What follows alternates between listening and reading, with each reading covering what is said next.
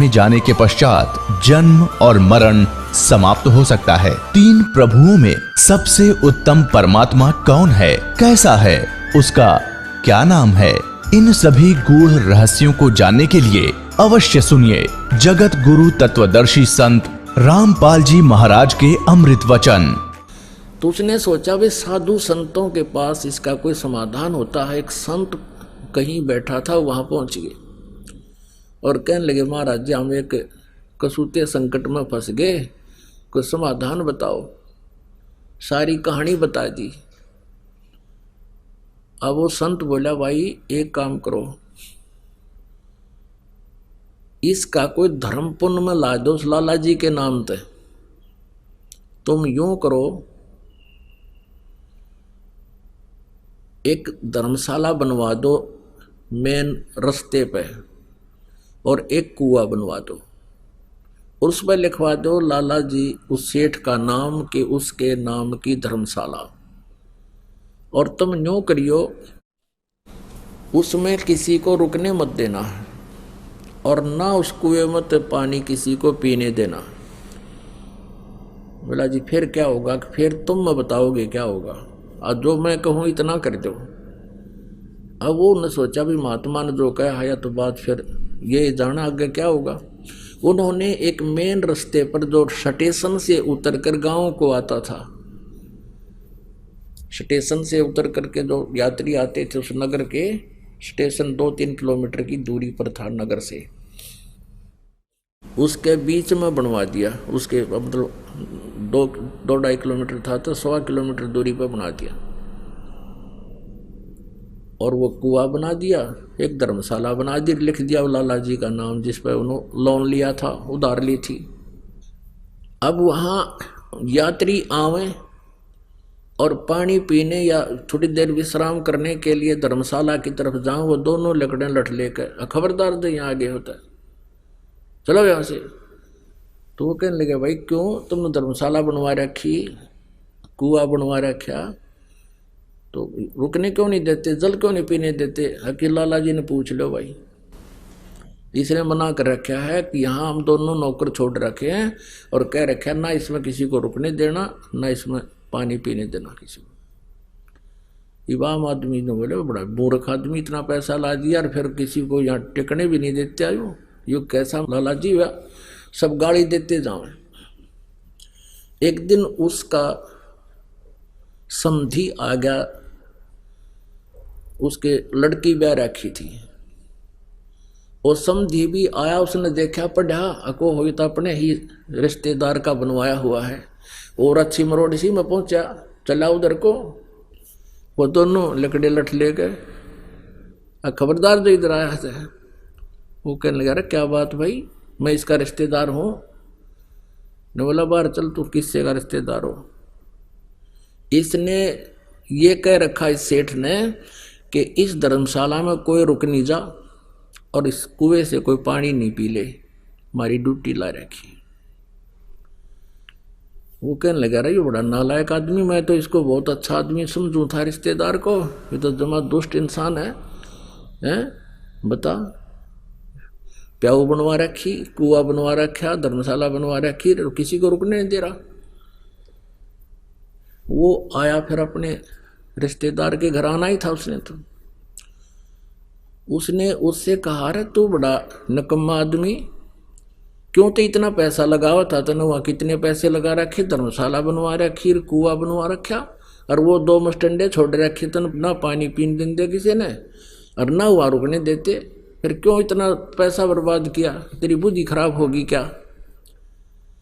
अब वो ने सोचा, भाई कौन सा कहाँ धर्मशाला है, कौन सा कुआं है।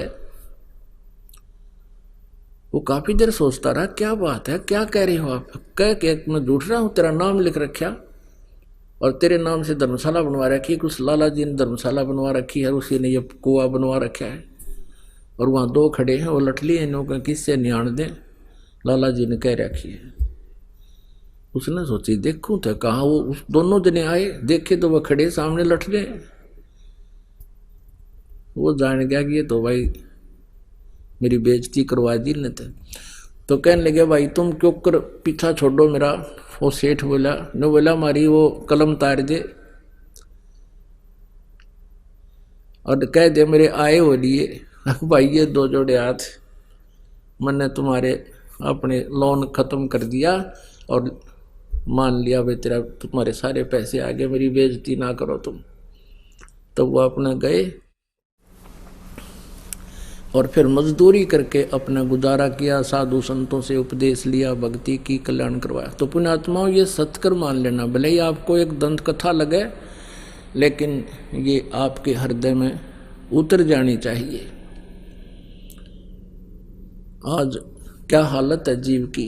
तो इस प्रकार जब अध्यात्म ज्ञान हो जाएगा आपको, आप ये गलती नहीं कर सकते हैं।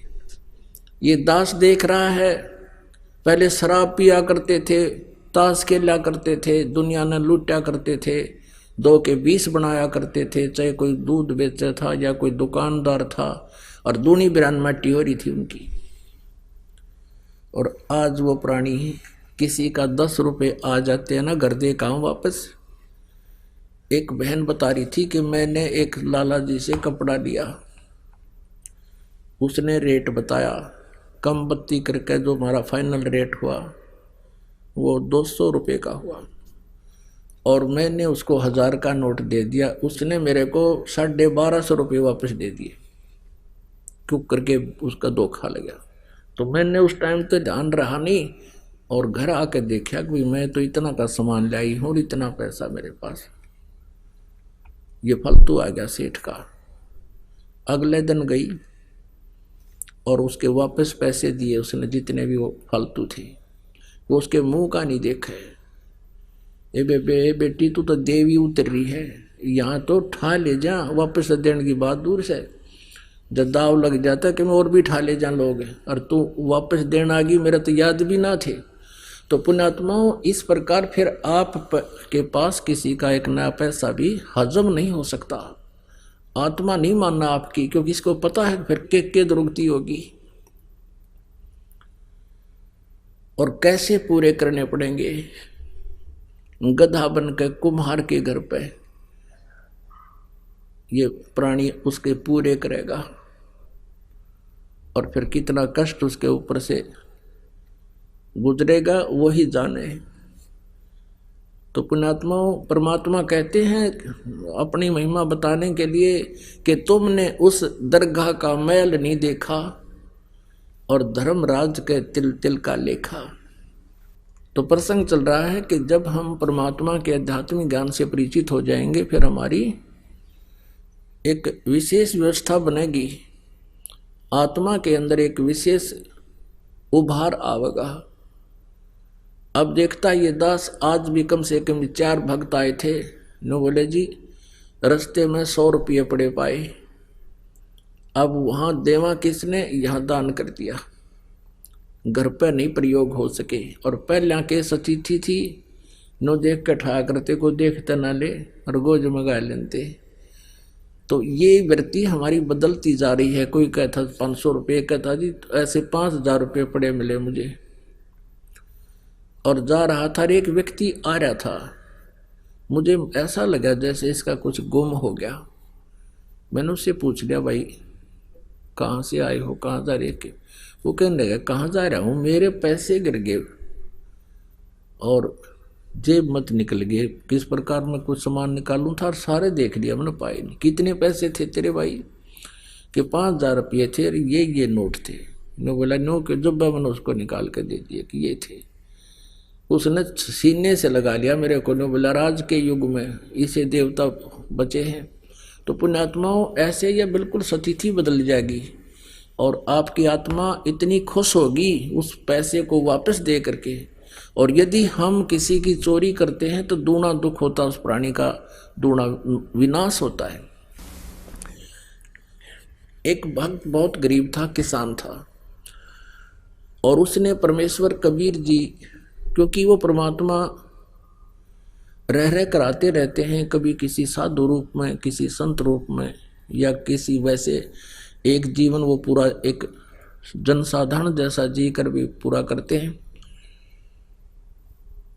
तो वो गरीब आदमी था, वो कहने लगा महाराज जी बहुत ही स्थिति खराब है।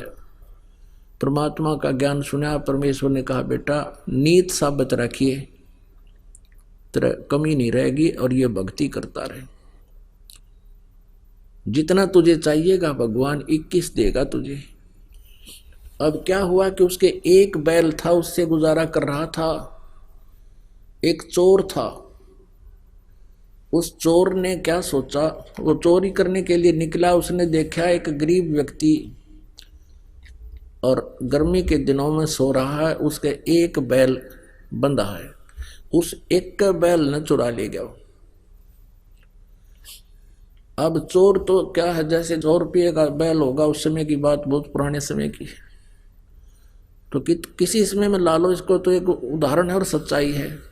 तो उसने तो 10 रुपये का बिक गया, वो भी बेच दिया कि कहीं कोई पकड़ा ना जा तो, या 20 रुपये का, और बेच ब्याज खा पी कर फुर वो तो फिर उसाए हो गया। उसने कुछ दिन के बाद फिर ऐसे चोरी करता करता उसने सोची चल उस जिसका बैल चुरा के लाया था वो शरीफ आदमी लग गया ना, को पुलिस रिपोर्ट करी उसने,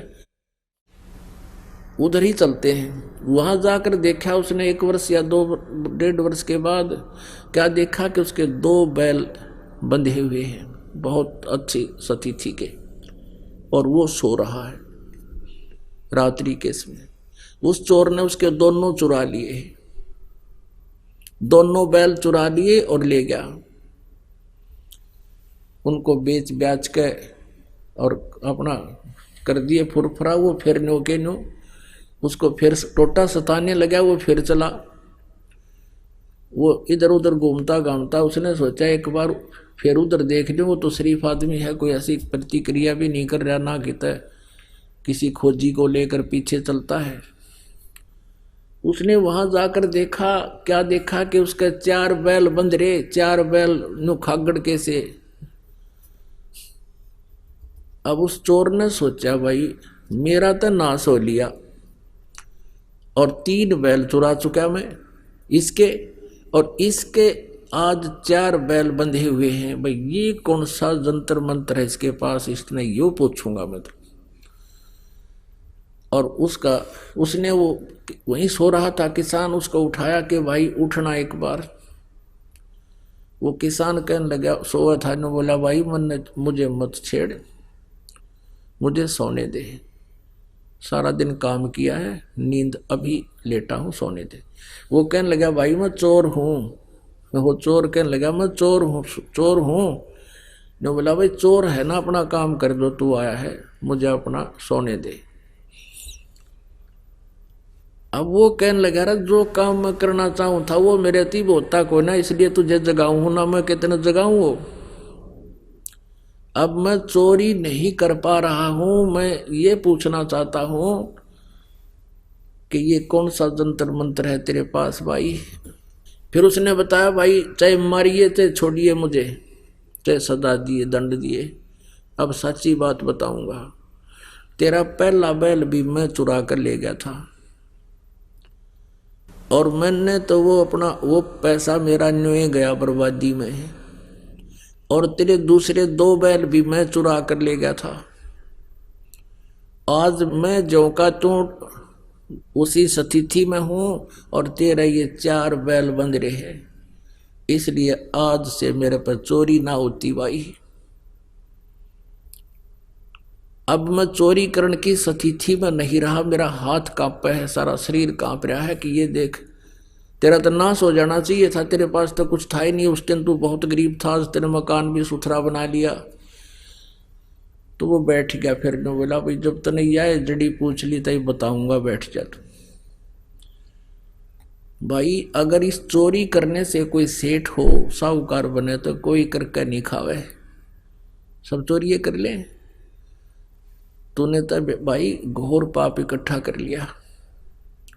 परमात्मा की भक्ति कर, मैं बताता हूं मैं कैसे मुझे भगवान सहारा दे रहा है, मैंने गुरु बना रखे है, और तू चल तुझे नाम दिलाऊंगा अपने गुरु जी से, तेरी भी ऐसी मदद हो। वो बोला भाई ठीक है, मुझे कुछ भी दिला, कुछ भी बराबर, पर मुझे यह जड़ी बता दे जो नूर सेठ होया करे। गुरुजी के पास ले गया, उसको बताया। फिर उसने अपनी सारी कहानी बताई कि महाराज जी मैं कति घना ढेर आदमी हूँ, नीच व्यक्ति हूँ, और मैंने इसके 3 बैल चुराए, आज मेरे पास एक भी नहीं, और पैसा भी खाने को नहीं, बालक भी भूखे बैठे हैं, और आपके चेले के ठाठ हो रहे हैं। मैं यो जंतर पूछन आया हूँ। परमात्मा बोले ले भाई यो जंतर तू भी ले ले, नाम ले, भक्ति कर, और बेटा तुम भी ऐसे सुखी हो जाएगा। पर आज के बाद चोरी ना करिए। इन्होंने कान पकड़ दिए, रख नहीं गुरुदेव, सपने में भी नहीं करूँगा, और भी करता होगा मेरे मित्रानों ने भी समझाऊंगा भाई यो काम करने का कोई नहीं। फिर वो देखो पुण्यात्माओं कहाँ तक इन्हों पता लग जाए यो चोर है, उसकी देही तोड़ दे आदमी उठता है, और 20 साल उन्होंने बुलाओ भाजी हो रहा है, भाजी हो रहा है, चोर ठह गया, और उसने न्यो भी ना पता लगने दिया पड़ोसियाँ थे कि ये चोर था, मेरे बैल खरीद के चोरी करके ले गया था।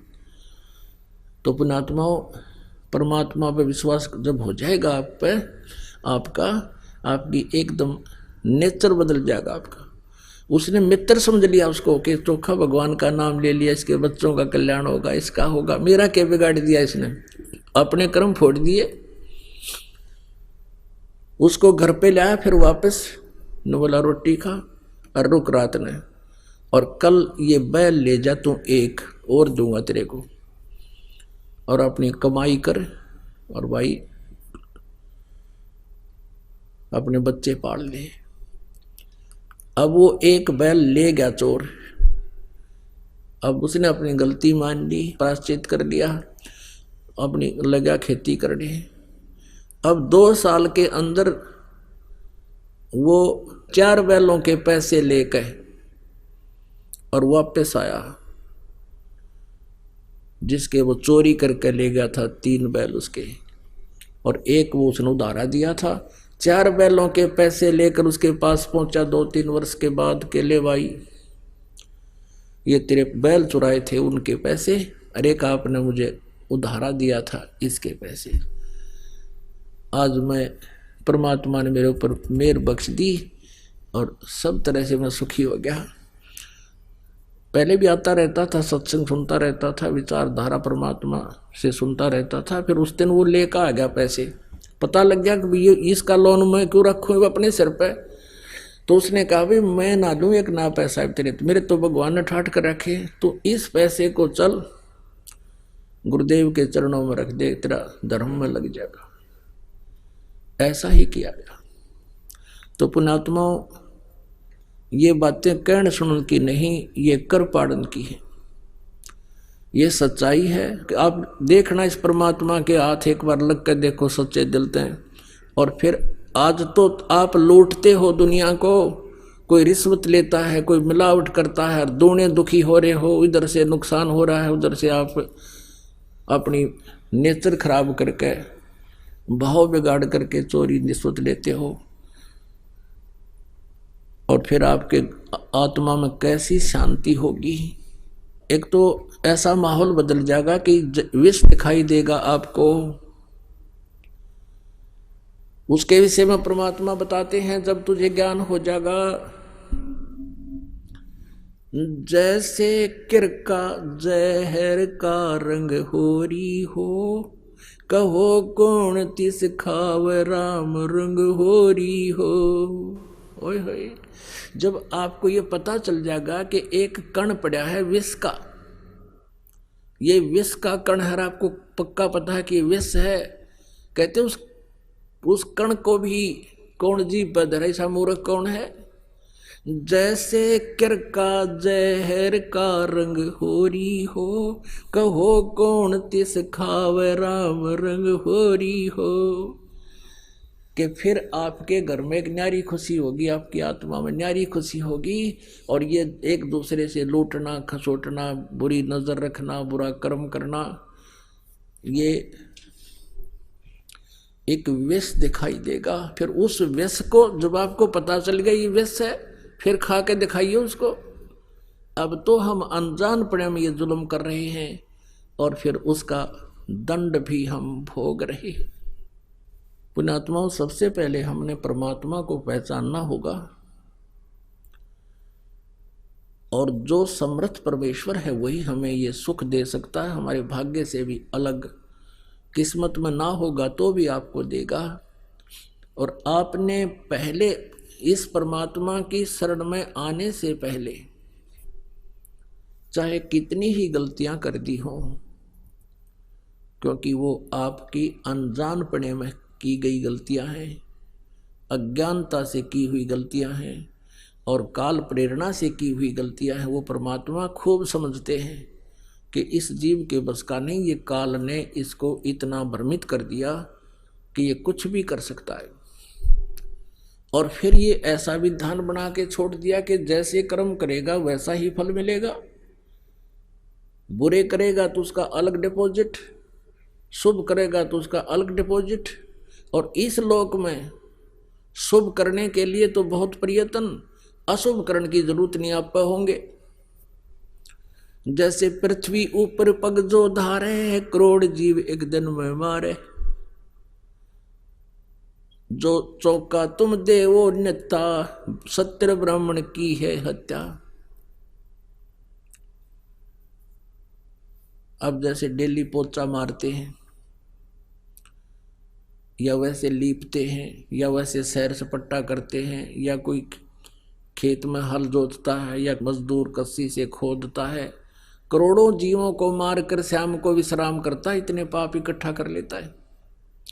और पुण्य एक भी नहीं हो सकता, क्योंकि शास्त्र विधि को त्याग कर जो मनमाना आचरण करते हैं उसको कोई लाभ नहीं होता, न उसको सुख होता है, न उसकी गति होती है, न उसके कोई कार्य में कोई सिद्धि प्राप्त होती है, कोई न उसको कोई सुख होता है। गीता जी अध्याय नंबर 16 के श्लोक 23 में स्पष्ट किया है कि शास्त्र विधि को त्याग कर जो मनमानी पूजाएं करते हैं। अब आज तक इस तत्व ज्ञान से आपको पता चलेगा कि आप क्या साधना करते थे, मनमाना आचरण करते थे, मनमानी पूजाएं करते थे जो आपको कुछ भी लाभ देने वाली नहीं थी। तो जो पूजा साधना आप करते थे वो तो यूजलेस, और जो भी दान आप करते थे बिना गुरु के, क्योंकि पूरे गुरु बिन बात नहीं बनती। इन नकली गुरुओं को निकली मेहनतों से आपने उपदेश ले भी लिया, गुरु शिष्य बन भी गए, तो इनसे भी कोई लाभ नहीं होगा। तो उससे क्या होगा कि आपका पुण्य तो एक भी नहीं बने था और पाप इतने बने जिनमें गिनती नहीं हुआ। तो आप जब तक पूर्ण परमेश्वर कबीर देव जी की शरण में इस दास के माध्यम से नहीं आओगे, नकली कबीर पंथियों से भी आपको कोई लाभ नहीं होगा। इस दास के अतिरिक्त सभी डुप्लीकेट पंथ हैं, ये कबीर पंथ में भी इनके पास सतनाम नहीं है, इनके पास सारनाम नहीं है।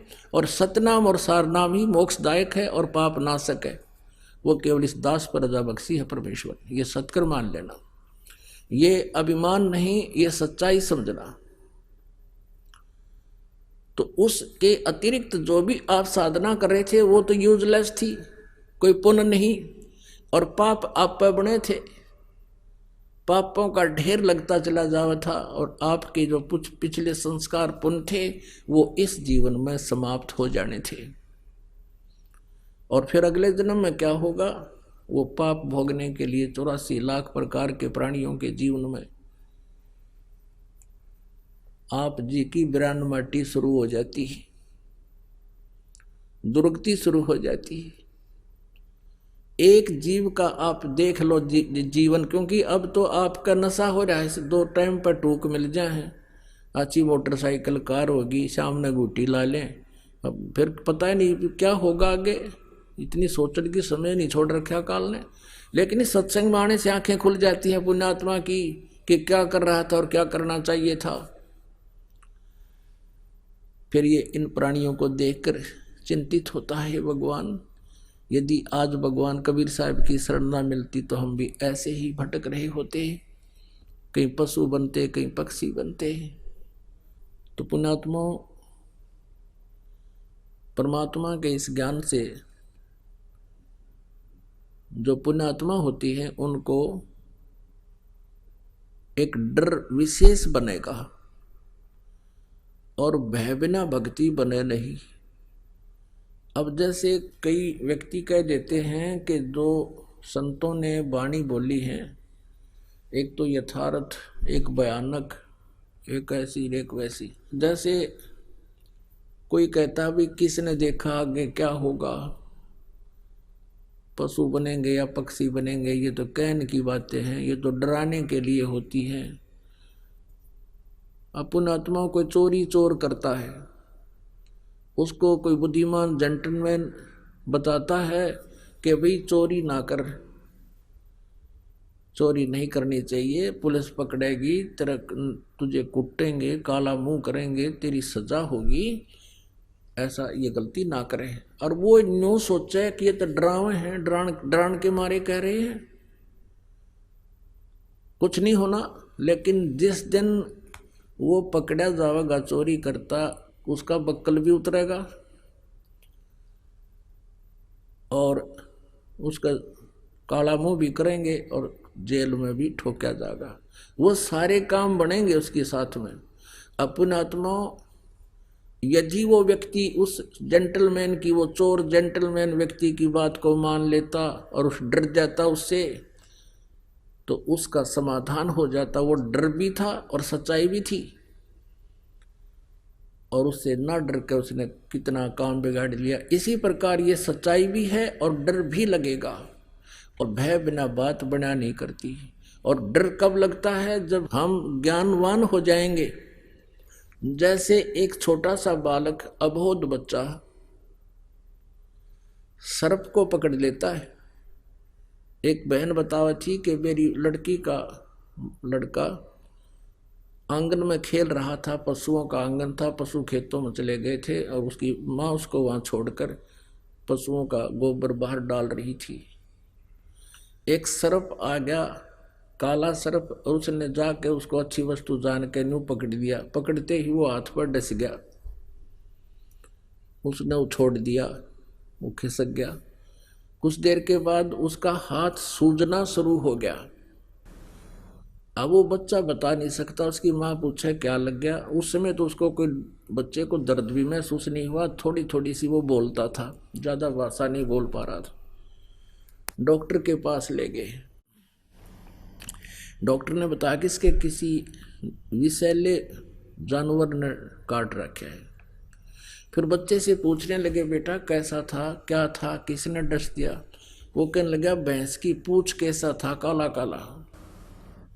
अब उसको ये नहीं मालूम था ये सांप था। उसने वो सांप पकड़ दिया और उसने वो डस दिया, तो मुश्किल से जान बची उस बालक की। तो एक हफ्ते के में जाकर होश में आया वो। तो कहने का भाव ये है कि जब वो बच्चा सियाना हो जाएगा, बड़ा हो जाता है, तो सर्प को इतनी दूर से देखकर भाग लेगा और औरों को भी कहेगा सर्प आ गया, सर्प आ गया, भाग लो, सांप आ गया। तो पुण्यात्मा, इसी प्रकार आप जीव अबोध बालक हो, जो गलतियों पर गलती कर रहे हो, इसका बहुत दुष्परिणाम भोगना पड़ेगा।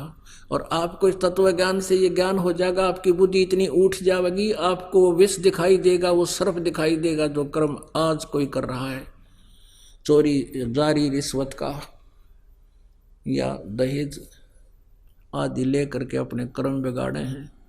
ये नहीं होगा, फिर आपसे हो ही नहीं सकता, और इसकी आवश्यकता कतई नहीं। हम कितना दूसरे के धन को लेकर सुखी हो सकते हैं? अपना इतिहास पढ़ लिया, सुन ली ये कथा, ये सच्चाई है, सत्कर मान लेना। तो पुण्यात्माओं, इस तत्व ज्ञान से आपकी पूर्ण रूप से आत्मा निर्मल हो जाएगी, और फिर इस निर्मल बुद्धि आत्मा के अंदर ये सतनाम रूपी बीज आप में बहुत अच्छी तरह फल फूलेगा। भगवान की भक्ति शक्ति आपको इतना सुख देने लग जाएगी, आप सोच भी नहीं सकते कि सचमुच भगवान ऐसा अब भी कर रहा है। पिछले उदाहरण सुना करते थे हम कि भगवान ऐसा दे दिया, उसको ऐसा कर दिया। आपको वर्तमान में दिखा देंगे, रोज कथा सुनाया करोगे अपने मित्रों को कि आज मेरा इतना ऐसा हो गया, ऐसा सुख हो गया। ये वो परमात्मा है,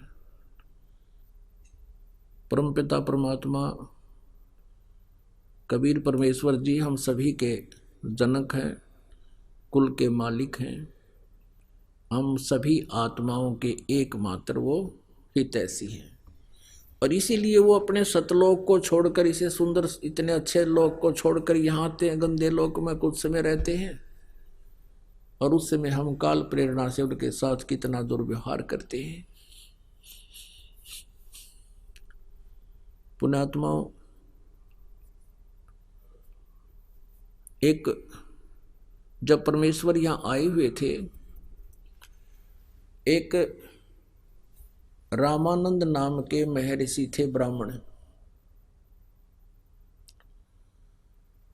और उनका बहुत बोलबाला था। उन्होंने 1400 ऋषि शिष्य बना रखे थे और वो उनका प्रचार किया करते थे। महर्षि रामानंद जी द्वारा निकाले निष्कर्ष, कंक्लूजन, जो उन्होंने वेदों, गीता और पुराणों को पढ़ा था, उसके आधार से वो अन्य जनता को शिक्षा दिया करते थे।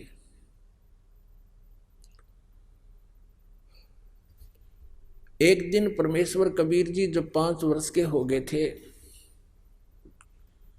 उन्होंने एक उस ऋषि को, विवेकानंद नाम था उसका, जो रामानंद जी के शिष्य थे, उसका सत्संग सुना। वो वैष्णु साधु थे, विष्णु जी की महिमा सुनाते थे, विष्णु जी को सर्वेश्वर बताया करते थे, श्री कृष्ण जी को परम शक्ति बताते थे। परमात्मा ने प्रसन्न किया उस विवेकानंद से कि महर्षि जी, मैं आपसे एक प्रश्न करना चाहता हूँ। आप जी कह रहे हो कि भगवान विष्णु जी का कहीं जन्म नहीं हुआ, ये सर्वेश्वर हैं, महेश्वर हैं, मृत्युंजय हैं, कालज्ञ हैं, इनके कोई माता पिता नहीं। परमेश्वर ने कहा कि मैंने शिव पुराण में कथा सुनी थी, एक ब्राह्मण तय रुद्र संहिता के अंदर स्पष्ट लिखा हुआ है, 5वें, 6, 7वें, 8वें अध्याय में, कि सदा शिव रूपी काल रूपी ब्रह्म से और दुर्गा इस शक्ति से, दोनों के संयोग से विष्णु की उत्पत्ति हुई और ब्रह्मा जी की उत्पत्ति हुई और शिव की उत्पत्ति हुई। और देवी भागवत में लिखा है, ब्रह्मा विष्णु जी स्वयं कहते हैं कि हमारा तो जन्म और मृत्यु होता है, हम अविनाशी नहीं हैं। अब उसके पास वो रखी हुई थी पुस्तकें, उसने उठाकर देखी विवेकानंद ने। अब परमात्मा के दिए ज्ञान से उसको कुछ पढ़ने को मिला कि सचमुच इसमें कुछ लिखा तो है कि विष्णु जी का जन्म हुआ, ब्रह्मा जी का जन्म भी इन्हीं से हुआ। लेकिन पुण्यात्मा, जब तक परमात्मा की कृपा नहीं होती, यह बात आंखों देखकर भी विश्वास नहीं होता। क्योंकि विवेकानंद और हम सभी ने पहले कुछ भी नहीं सुन रखा था, अपने सदग्रंथों का कोई ज्ञान नहीं था, और लोक वेद जितना सुन रखा होता है कि आंखों देखकर भी सदग्रंथों को विश्वास नहीं करते। इसमें जो लिखा है यह सच्चाई है, हम उस लोक वेद पर दृढ़ रहते हैं। ऐसी स्थिति विवेकानंद की होगी, आंखों देखकर भी नहीं माना।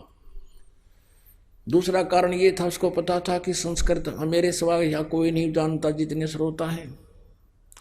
कह दिया कि झूठा है, ये झूठ बोलता है, ऐसा कुछ नहीं है। और परमात्मा कबीर जी 5 वर्ष के थे, तिलक लगा रखा था जैसे वैष्णु साधु लगाया करते हैं। विवेकानंद जी ने पूछा कि तू कौन है, क्या तूने कहीं दीक्षा ले रखी है? तो परमेश्वर कबीर जी के बोलने से पहले ही श्रोता कहने लगे, ये तो उस नीरू धानक का बेटा है, जुलाहे का बेटा है, इसका कबीर नाम है, इसकी तो आदत खराब है, ये किसी भी ऋषि महर्षि के पास जाकर उठपटांग बातें करता है, सबको ऐसे ही पूछता रहता है। एक आध श्रोता ही ऐसे बोलने लगा। तो विवेकानंद ने पूछा कि तू इतनी गहरी बातें सदग्रंथों की बोल रहा है, क्या तूने कहीं दीक्षा ले रखी है? कबीर परमेश्वर ने कहा कि हाँ, मैंने गुरु बना रखा है। उस विवेकानंद जी ने पूछा कि तूने कौन गुरु बना रखा है? कि जो आपने बना रखा वो मैंने बना रखा। अब विवेकानंद जी कहने लगा, तू सीधे मुंह बात कर, तू जुलाहे का शूद्र का लड़का, और मैं ब्राह्मण और मैंने महर्षि रामानंद पंडित से नाम ले रखा है। वो तेरे जैसे शूद्रों की तो शकल भी नहीं देखता, तू झूठ बोलता है, कपटी है। देखो रे लोगों, ये क्या बकवास कर रहा है, मेरे गुरुजी की बेइज्जती करता है, शूद्र होकर के मेरे स्वामी जी से इसने नाम ले रखा है। कल देखना इसकी वहाँ श्यामत आएगी, तुम सभी आना और गुरुजी के सामने हैं इसको लाएंगे, बुलाएंगे, और तुम देखना ये कितना झूठा है, इसने कोई नाम नहीं ले रखा। पुण्यात्मा अगले दिन 10 मस्टंडे पकड़ के ले गए कबीर परमेश्वर को, बालक को, 5 वर्ष के बच्चे को रामानंद जी के सामने जाके खड़ा कर दिया। रामानंद जी झोंपड़ी के अंदर अपनी कुटिया के अंदर बैठे थे, सामने पर्दा लगा लिया था। विशेषकर उस दिन गेट के ऊपर के आज जुलाहा कबीर को लाया जाएगा और मैं दिखाऊंगा इनको, मैंने इसको कोई उपदेश नहीं दे रखा। ऐसा ही हुआ। पर्दे के अंदर से पूछा स्वामी जी ने कि तू कौन जात है तेरी और किस पंथ से यानी संबंधित है, तेरा कौन सा पंथ है। अब देखो पुण्यात्मा, परमात्मा सामने खड़े हैं, एक 2 कौड़ी का जीव रामानंद अंदर से कैसे भगवान के साथ दुर्व्यवहार करता है और बाद में कैसे स्वीकार करता है। हमारी सबकी ऐसे बुद्धि जो है ना भ्रमित है, काल ने हमारा नशा कर रखा, मांडी पाक रहे हैं और किसी का कोई ब्योत नहीं। धरती तोलते फिरते हैं, 1 मिनट में अदरक मार जा, पड़ा पड़ा मुंह बावे, माए मुख मक्खी निकले और बड़े मुंह में के हाथ भी ना उठे जीव का, और पता नहीं 1 मिनट में के कुकर्म करने तैयार हो जाए। तो ये अभिमान जीव का सबसे बड़ा शत्रु है। किसी को विद्या का, किसी को जाति का, किसी को पद का, किसी को धन का, ये अभिमान जीव का सबसे बड़ा शत्रु है। तो यहाँ गुरु और शिष्य की आपस में जो वार्ता होती है थोड़ी सी वो सुनाएंगे, और जो दास आपको सुनाने जा रहा है उसका भूमिका बना रहे हैं। आडा पर्दा लाए करे रामानंद बूजंत, दास गरीब कुरंग छवि ही अजर डाक कूदंत। कौन जात कुल पंथ है, कौन तुम्हारा नाम है, दास गरीब आधीन गति वो बोलत है बलि जाऊं मैं। जात हमारी जगत गुरु परमेश्वर है पंथ, दास गरीब लिखत पढ़े मेरा नाम निरंजन कंत। अब यहाँ पर आदरणीय गरीबदास साहिब जी परम पूज्य परमेश्वर कबीर जी की महिमा आंखों देखी अपने उनके द्वारा प्राप्त उस तत्व ज्ञान से में ही लिख रहे हैं, उन परमेश्वर के द्वारा प्राप्त उस दिव्य दृष्टि से देख कर लिख रहे हैं। जैसे तुलसीदास जी ने लाखों वर्ष पहले की घटना रामायण और कलयुग के अंदर ज्यों की तू अपने सिंपल लैंग्वेज में यथार्थ चित्रित कर दी थी, लिख दी थी। इसी प्रकार गरीबदास जी ने परमेश्वर कबीर जी की, परम पूज्य कबीर जी की वो यथार्थ घटना लीला अपनी अमृतवाणी में बोली। कैसे कैसे वार्ता हुई थी उनकी, तो गरीबदास जी अपनी तरफ से बता रहे हैं क्या, इसलिए यहाँ गरीबदास शब्द आ रहा कबीर जी के स्थान पर। कबीर परमेश्वर क्या बोले, रामानंद जी ने पूछा कौन तुम्हारी जाति है और क्या तुम्हारा नाम है, तो गरीबदास जी कहते हैं आधीन होकर जैसे गुरु जी के सामने एक शिष्य सुयोग्य शिष्य को व्यवहार करना चाहिए ऐसे कर रहे हैं।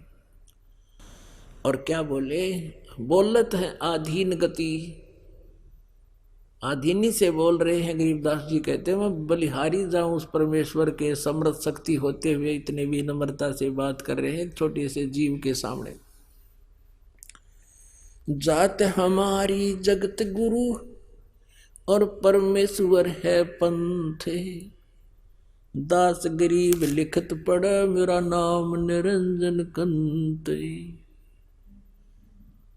पुण्यात्मा इस परमात्मा की ये घटना लीला याद आती है, क्योंकि आप जिन इतना सुन नहीं रखा, नए नए भक्त आए हैं। इस दास जी को जब ये बातें चित्रित होती हैं, वो घटना इधर परमात्मा खड़े हैं 5 वर्ष के बालक के रूप में, महर्षि रामानंद जी बैठे हैं और अपने एक जीव को सद्बुद्धि देने के लिए परमात्मा कितना कष्ट उठाते हैं।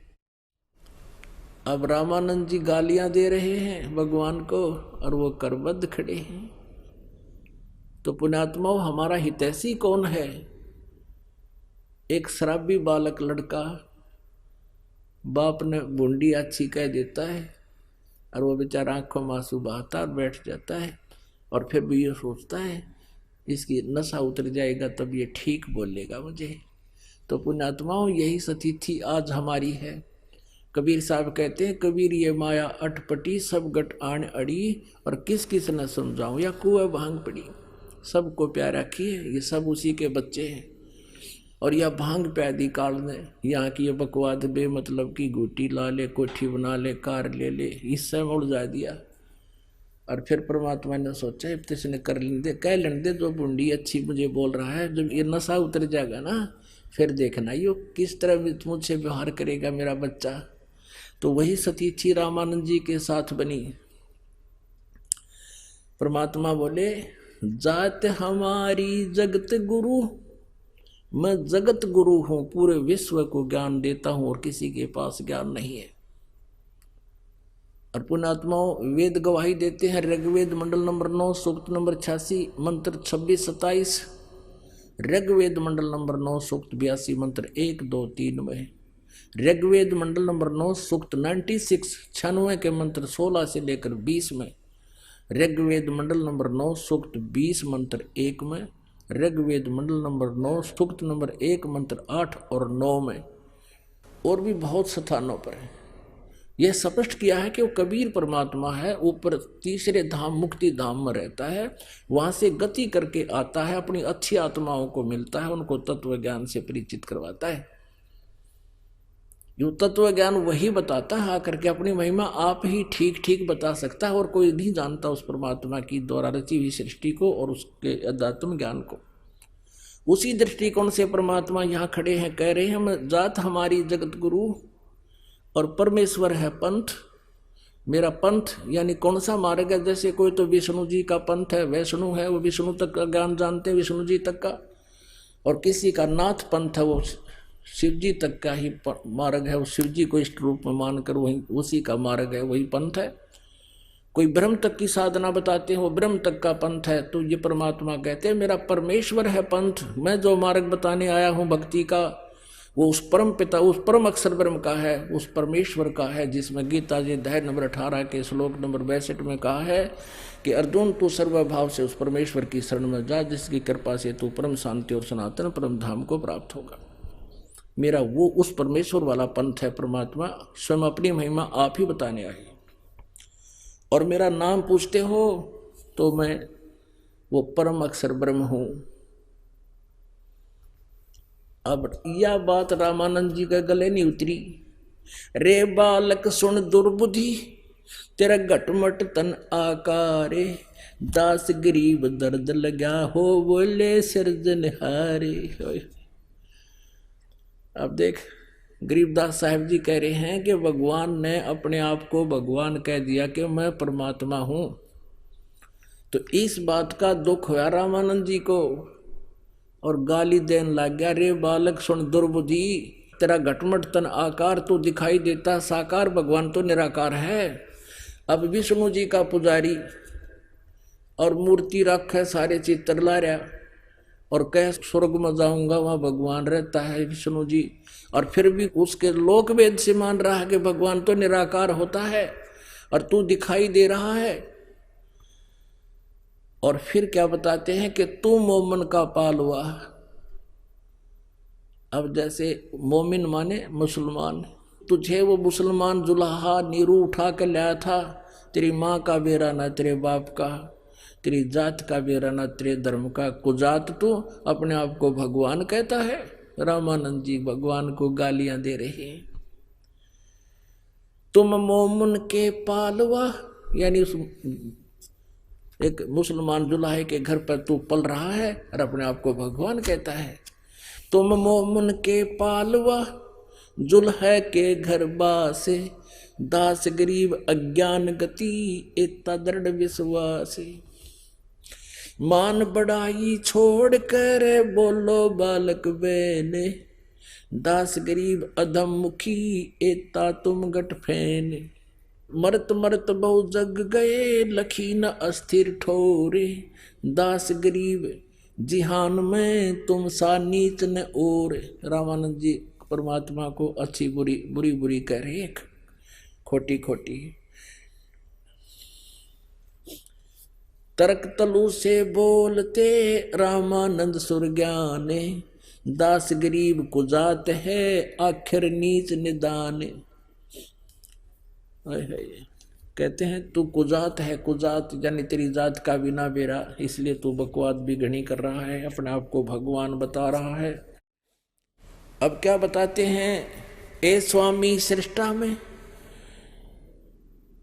वैसे तो बहुत बड़ा विवरण है, लेकिन समय के अभाव से जो दास थोड़ा सा प्रसंग आज सुनाना चाह रहा है वहां ला रहा है आपको। परमात्मा कहते हैं ए स्वामी, क्योंकि कबीर परमेश्वर जी ने उनको गुरु बना लिया था। क्योंकि गुरु रामानंद जी को किस लिए बनाया परमेश्वर ने, ये मर्यादा बनाए रखने के लिए कि नहीं तो आने वाले समय में काल के दूत ये कह देंगे गुरु जी की आवश्यकता क्या है, कबीर जी ने कौन सा कोई गुरु बनाया था। और परमात्मा कहते हैं गुरु बिन माला फेरते, गुरु बिन देते दान, गुरु बिन दोनों निष्फल हैं, चाहे पूछो वेद पुराण। अब वहां शिष्य और गुरु की भूमिका भी स्वयं ही करके दिखाई कि ऐसा होना चाहिए आपको गुरु शिष्य के बारे में।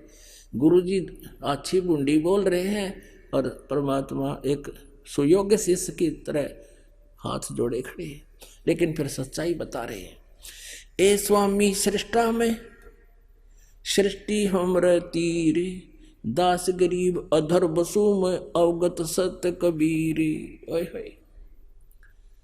ए स्वामी सृष्टा में यानी सारी सृष्टि का रचने वाला मैं हूं, और सारी सृष्टि यानी अनंत करोड़ ब्रह्मांड मेरे आधार हैं, और मैं ऊपर रहता हूं। अवगत सत्य कबीर, अविनाशी का परमात्मा हूं। सत्य माने अविनाशी, अविगत माने जिसकी गति जिसकी स्थिति से कोई भी परिचित नहीं है, वो स्वयं ही आकर बताता है, और वो फिर मारे गले उतरती नहीं, इसलिए बात अभी तक उलझ रही थी। सुन रामानंद राम में मैं बावन नरसिंह, दास गरीब सर्व कला मैं व्यापक सर्वंग। चारों युग में हम पुकारे, कोक कहा हम हेल रे। हीरे माणिक मोती बरस ये जग जुगता ढेल रे। गोता मारूं स्वर्ग में जा बैठूं पाताले, गरीब दास ढूंढता फिरूं अपने हीरे मोती लाले। मैं रोवत हूं सृष्टि को ये सृष्टि रोवे मोहे, कह कबीर इस वियोग को समझ ना सकता कोई। गरीबदास जी बता रहे हैं कि कबीर भगवान ने बोले कि मैं तो तुम्हें रो रहा हूं कि तुम मेरे बच्चे हो, तुम काल के जाल में फंस गए हो, थारी बिरान माटी कर रखी, कोई किसी का बेटा मर गया, किसी की बेटी मर गई, और किसी के 2 लड़के हैं, एक मर गया, ने सोचा है भगवान एक तो बच गया, और पहले दोनों थे, जब एक चला गया कौन सी डाल डाली, और दूसरे का नंबर आएगा जब के कर लेगा। तो यहाँ सबको नो सकोड़ रखा है, चल इतनी ईब तब और तो बचेंगे, इतना यो हो गया सो हो गया, बाकी तो बचे रहेंगे, बाकी की क्या प्रोटेक्शन कर दिया तूने। यह सोच पहले थी, जब एक लड़का मरा तो ये अज्ञान हटेगा आपका। तो क्या बताते हैं, मैं रोवत हूँ सृष्टि को और सृष्टि रोवे वो ही। ये मुझे ढूंढते फिरते हैं कि वो भगवान तो जो है ना सब सुख देता है, अकाल मृत्यु से भी बताता है, हमारे आने वाले जीवन में जो संकट है उनसे भी बचाता है। तुम इस गुण युक्त परमात्मा की खोज में भटक रहे हो और इन काल के दूतों को फंस जाते हो। मैं तुम्हें रो रहा हूं कि तुम मेरे बच्चे हो, मेरे पास आ जाओ, मैं तुम्हें सुख दूंगा। लेकिन हमारा जो वियोग हो गया बीच में, हमारे इस वियोग को अब कोई नहीं समझ पा रहा है। अपना आत्माओं परमात्मा आके नो कहे मैं भगवान हूँ ना जचे, और मेरे जैसा दास बीच में बिचौलिया होकर बताओगा अरे यो भगवान खड़ा भाई, फिर आदमी समझेगा, सोचेगा, विचार करेगा। अब जैसे एक समय एक जो है मंत्री आ गया उसमें गांव में, और कुछ व्यक्ति गांव के इकट्ठे हो गए जहां उसने आना था, और वो ऐसा सीधा साधा सा सिंपल अपने वे से आके और वहां खड़ा हो गया उन व्यक्तियों में ही। तो जब वो आया उसकी कोई परवाह नहीं कर रहा था, अरनो देखे थे वो मंत्री ना आया और वो वहां खड़ा है, उसने उसका धक्के मारे, इन्होंने बोले भाई मंत्री जी आना हो रहा है। और वो उसके साथ फिर गनमैन था, वो कहने लगा अरे ये है मंत्री जी, सचमुच है कहाँ, फिर लग गए उसका, नहीं चौधरी साहब राम राम। अब वो आप ना जच्चा हो जाए, इकला उतरने को कह दे मैं मंत्री हूँ कि वो जाना नहीं थे, नहीं पड़े रहे तुम। आइए अब हम उन श्रद्धालुओं के अनुभव जानते हैं जो जगत गुरु तत्वदर्शी संत रामपाल जी महाराज जी से दीक्षा प्राप्त कर चुके हैं तथा उनके द्वारा बताए गए भक्ति मार्ग पर चल रहे हैं। सर नमस्कार। नमस्कार सर। सर क्या नाम है आपका? मेरा नाम चेतराम सर। चेतराम जी आप कहाँ से आए हो? मैं हिमाचल मंडी से आया हूँ। सर संत रामपाल जी महाराज जी से कब जुड़े आप? मैं संत रामपाल जी महाराज से 27 सितंबर 2016 में जुड़ा हूँ श्रीमान। सर आप संत रामपाल जी महाराज जी से नाम दीक्षा लेने से पहले क्या भक्ति साधना करते थे? संत रामपाल जी महाराज से नामदान लेने से पहले मैं जैसे हिमाचल का निवासी हूँ तो देवी देवताओं की भक्ति यहाँ पर ज़्यादा चलती है सर, और मैं भी देवी देवताओं की भक्ति करता था। अनेकों देवी देवताओं की भक्ति करने के बावजूद मेरे को मतलब इन संतों या बाबाओं का कोई भी नॉलेज नहीं था। मैं देवी देवताओं पर ही आश्रित था, जैसे हमारे बुजुर्ग करते थे, व्रत त्योहार पूजन खंड पाठ आदि यही करता था। और सबसे ज़्यादा मान्यता शिव जी महाराज को थी, उन्हीं की भक्ति करते थे और दुर्गा की भक्ति करते थे। सर जैसे कि आपने बताया कि पहले आप बहुत ज़्यादा नशा करते थे, सर जो पहले साधनाएं आप करते थे क्या उन साधनाओं को करने से आपका नशा नहीं छूटा? बचपन की भक्ति साधना के द्वारा मेरा कोई भी मतलब नशा छूटने का नाम ही नहीं था। मेरे माँ बाप ने भी जोर लगा लिया, मेरे हिसाब से तो उन्होंने मेरे को ऑल हिमाचल घुमा दिया। ऐसे ऐसे देवी देवताओं के पास लेके चले गए जो मैंने आज तक भी मतलब मंदिर नहीं देखे थे। मैं 43 साल का हो गया, उन मंदिरों तक लेके गए जो हिमाचल के महान देवता मुनमाहू नाग और कमरू नाग जैसे देवता हैं। तब भी मेरा शराब मतलब उनके मंदिर के दरवाजे से हटना और मेरा गाड़ी के दरवाजे तक पहुंचना और बोतल का पीना एक बराबर था। क्या करते हैं सर आप? मैं आर्मी में सर्विस करता था, बट मैं 2014 से रिटायर्ड हूँ।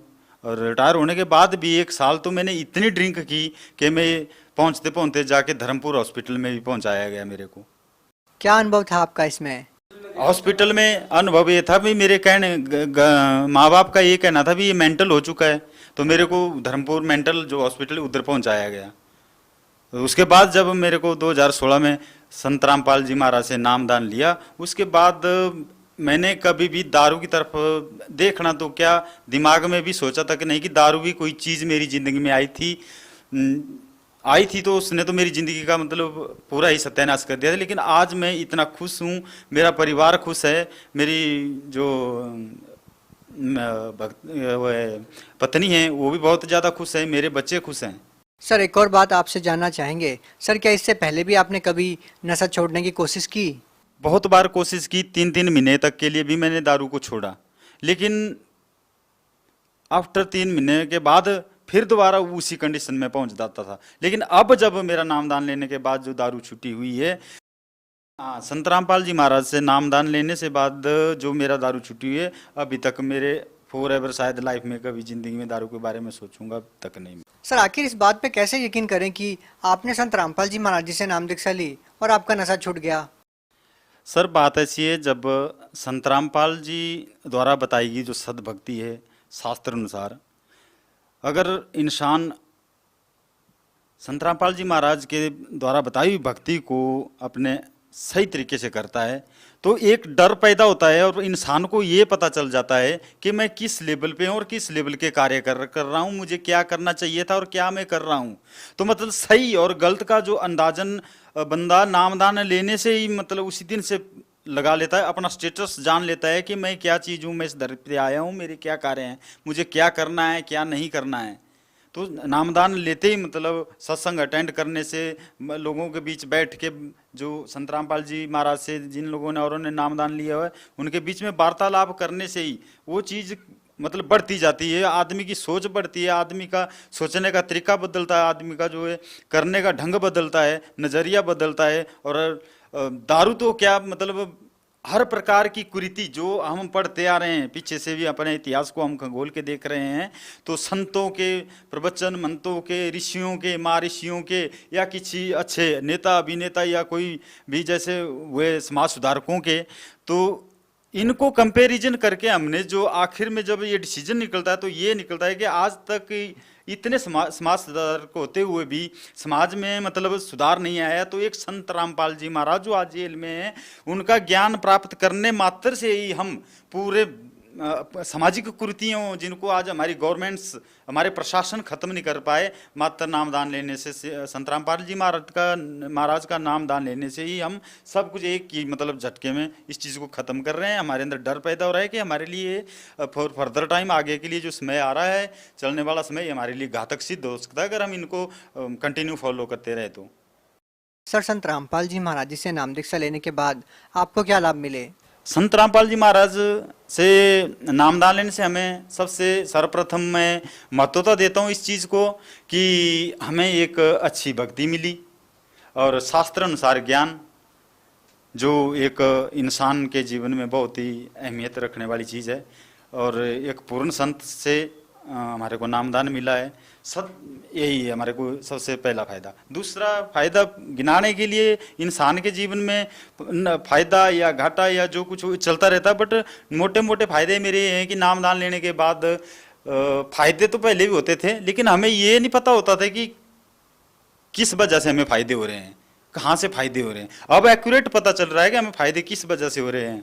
और मेरे बच्चों का, दोनों बच्चों स्कूटी पे गए हुए थे किसी काम बस, तो आते टाइम उनका महिंद्रा जीप से टकराना, और आपको पता है मतलब भाई पहाड़ी एरिया है और कितने शार्प टर्निंग्स हैं, तो बच्चों ने शायद पता नहीं कैसे मैनेज किया, लेकिन दोनों बच्चे जब टकराए हैं इससे महिंद्रा से, तो छोटे वाले लड़के के घुटने पे खरोच आई एक, और उसमें तकरीबन 5 टांके लगे थे। रात को उसको हॉस्पिटल लेके गए तो उसमें भी कहने का मतलब ये है सर कि वो जो एक्सीडेंट होना था, इतना एक्सीडेंट हो सकता था, हम पूरी जिंदगी के लिए माँ बाप की तो कमर टूट चुकी थी, लेकिन संत रामपाल जी महाराज से नाम दे लेने के बाद हमारे ये हादसा टला। दूसरा सर, मैं अभी 2-3 महीने पहले की बात है, मैं जंगल में लकड़ी काटने के लिए गया हुआ था अपना पेट्रोली आला लेके। मेरे पे जंगली जानवर जिसको सुअर पिग कहते हैं उसने अटैक किया। मैं सेम कंडीशन में से आगे की तरफ देख रहा था तो उसने पीछे से अटैक किया और मेरी दोनों टांगों को डैमेज किया हुआ है।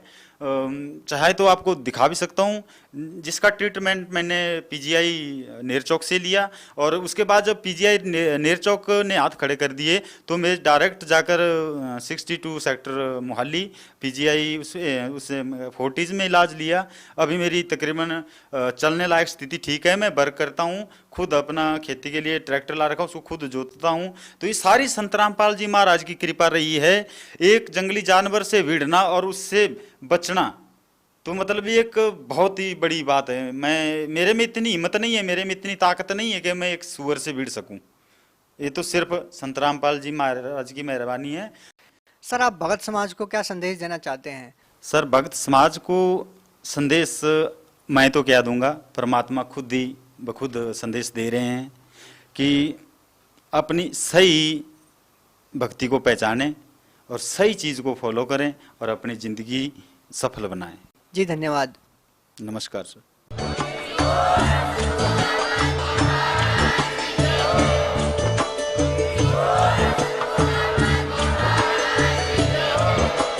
आप सुन रहे थे जगत गुरु तत्वदर्शी संत रामपाल जी महाराज जी के मंगल प्रवचन। अधिक जानकारी के लिए विजिट कीजिए हमारी वेबसाइट www.jagatgururampalji.org। संत रामपाल जी महाराज जी के शुभ आशीर्वाद से पूरे विश्व भर में 500 से भी ज्यादा नाम दीक्षा केंद्र हैं, जिन पर संत रामपाल जी महाराज जी द्वारा ऑनलाइन निशुल्क नाम दीक्षा दी जा रही है। अपने नजदीकी नाम दीक्षा केंद्र का पता करने के लिए संपर्क करें 8222880541।